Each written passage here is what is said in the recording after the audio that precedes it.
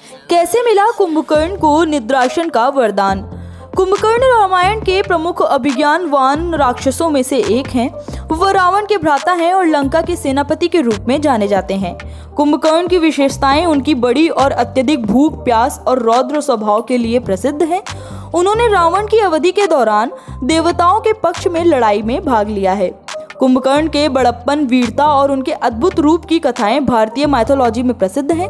लेकिन आज के इस वीडियो में हम आपको कुंभकर्ण से जुड़े एक ऐसे किस्से के बारे में बताने वाले हैं जिससे कुंभकर्ण ने गलती से ब्रह्मा से निद्रासन का वरदान मांग लिया। तो दोस्तों शुरू करते हैं आज का ये वीडियो। लेकिन इससे पहले यदि अभी तक आपने हमारे चैनल हरियर टेल्स को सब्सक्राइब नहीं किया है तो कृपया चैनल को सब्सक्राइब कर लें और पास में बने बेल आइकन बटन को जरूर दबाएं ताकि हमारे चैनल की लेटेस्ट अपडेट सबसे पहले आप तक पहुंच जाए। रामायण में कुंभकर्ण रावण के पुत्रों में से एक महान राक्षस थे। वे तांबुल नामक ब्राह्मण के बेटे थे और दिव्य रत्न के स्वामी भी थे। कुंभकर्ण की विशेषता थी कि वे सोते समय अपने ब्रह्मास्त्र की शक्ति को प्राप्त करते थे जिससे वे अजेय बन जाते थे। कुंभकर्ण विशाल और महान शक्तिशाली थे लेकिन वे धर्म के पक्ष में नहीं खड़े हुए थे।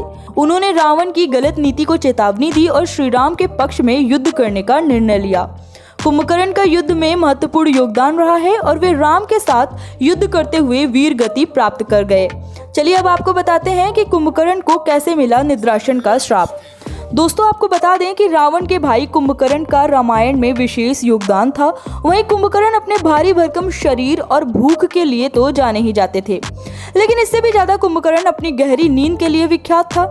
ऐसा कहा जाता है कि दैत्य वंश का होते हुए भी कुंभकर्ण अत्यंत बहादुर और बुद्धिमान था। यहाँ तक कि कुंभकर्ण के शक्ति से स्वयं इंद्रदेव भी डरते थे। एक बार की बात है जब रावण, कुंभकर्ण और विभीषण तीनों एक साथ बैठकर ब्रह्मादेव की तपस्या कर रहे थे। तीनों ही बड़ी श्रद्धा से ब्रह्मदेव की तपस्या कर रहे थे, जिसे प्रसन्न होकर ब्रह्मदेव प्रकट हुए और उन्होंने रावण, कुंभकर्ण और विभीषण से वरदान मांगने को कहा।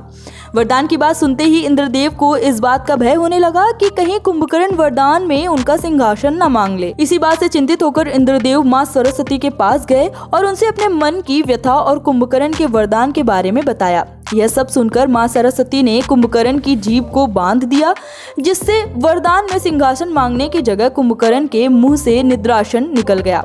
इससे पहले कि कुंभकर्ण अपनी गलती ब्रह्मा को बताते तब तक ब्रह्मदेव तथास्तु बोल चुके थे।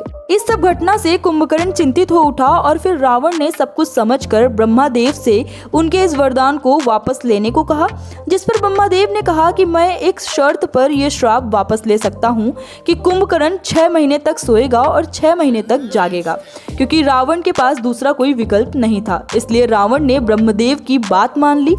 दोस्तों ऐसा कहा जाता है कि जब रावण और राम के बीच में युद्ध हो रहा था तो कुंभकर्ण सो रहा था, जिसके बाद बहुत प्रयास किए गए, फिर कुंभकर्ण नींद से उठा।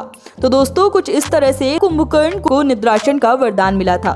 उम्मीद करते हैं कि आज की हमारी यह वीडियो आपको पसंद आई होगी। वीडियो पसंद आया हो तो लाइक शेयर सब्सक्राइब जरूर करें और वीडियो में अंत तक बने रहने के लिए आप सभी का धन्यवाद।